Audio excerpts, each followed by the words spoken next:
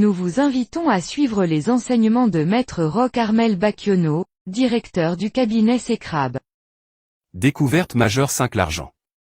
L'argent ne suffit jamais, aime-t-on dire. Quelle assertion ridicule et très dangereuse. Le dire vous rend immédiatement esclave de l'argent. Un économiste de haut niveau ne peut pas se permettre de s'encombrer de tels verbiages.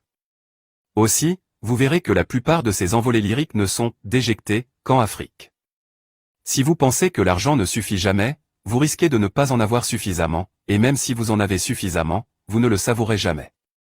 En vérité, je vous le dis, l'argent suffira toujours à un battant intelligent, rationnel, compétent et philanthrope. Pensez-vous qu'un Mark Zuckerberg qui gagne des milliards par jour peut encore être à court d'argent? Jamais. Au contraire, il en a tellement qu'il utilise une grande partie de sa fortune pour contenter d'autres personnes. Il promet même de donner 99% de sa fortune à une fondation, de même que Warren Buffett. Bill Gates a déjà fait don de 37 milliards de dollars. Michael Bloomberg a donné des millions de dollars à l'université Johns Hopkins et s'est fait payer $1 par an lorsqu'il était le maire de New York. Ted Turner, l'un de mes milliardaires préférés, a fait des dons faramineux à diverses associations. En 1997, il offrait $1 milliard à l'ONU, 746 millions d'euros. En 2005, il faisait un nouveau don de 53 millions de dollars, 39,6 millions d'euros. Je peux tellement vous citer d'autres exemples de philanthropie que vous en aurez marre. Cela parce que j'ai étudié minutieusement la vie de plusieurs milliardaires afin de pouvoir produire mon document de fin d'études économiques.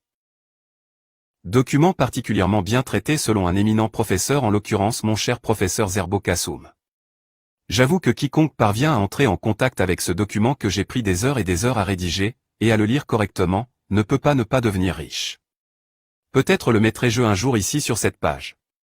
Ainsi donc, j'ai constaté que les personnes qui prétendent que l'argent ne suffit jamais, ne deviennent jamais riches. Car l'égoïsme, la roublardise, et très souvent la méchanceté priment en eux.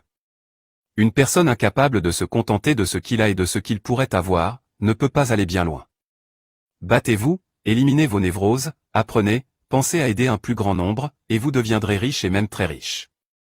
NB, mon professeur, Zerbo Kassoum, ci-dessous sur la photo, ne s'est pas privé de me rappeler un fait que j'avais moi-même constaté.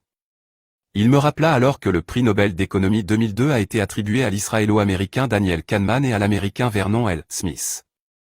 Ce prix récompense leurs travaux remettant en cause certaines idées reçues, que l'homme est un animal rationnel et que l'économie ne peut être considérée comme une science expérimentale. Daniel Kahneman a ainsi intégré les acquis de la recherche en psychologie à l'analyse économique. Ses contributions les plus importantes concernent la prise de décision en incertitude, elle, homo economicus, n'agissant pas uniquement guidée par l'intérêt personnel et la rationalité. Âgé de 68 ans et professeur à l'université de Princeton, New Jersey, il a ainsi montré comment la décision des individus peut systématiquement s'écarter des prédictions de la théorie économique traditionnelle. Décision que je n'ai pas manqué de constater et de souligner bien avant ces deux chercheurs dans mon document de fin d'études économiques, qui a d'ailleurs obtenu la meilleure note en son temps. Abonnez-vous sur la chaîne YouTube Cecrab TV et suivez Maître Roch Armel Bacchiono.